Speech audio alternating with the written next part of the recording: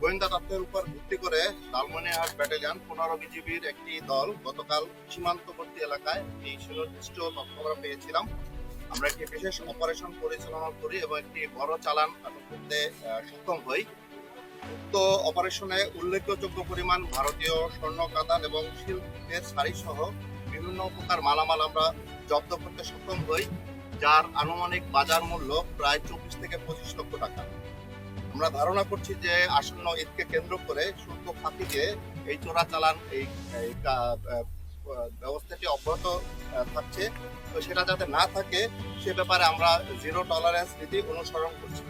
স্পষ্টভাবে বলতে চাচ্ছি, সীমান্ত সুরক্ষা, চোরাচালান দমন, মানব পাচার প্রতিরোধে বিজিবি সবসময় আবশ্যিক।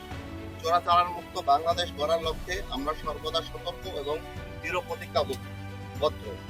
সীমান্তের স্পর্শকাতর এলাকাগুলোতে আমরা গোয়েন্দা নজরদারি ও টহল কার্যক্রম আরো জোরদার করছি এবং ভবিষ্যতে আমাদের এই কার্যক্রম অব্যাহত থাকবে ইনশাআল্লাহ।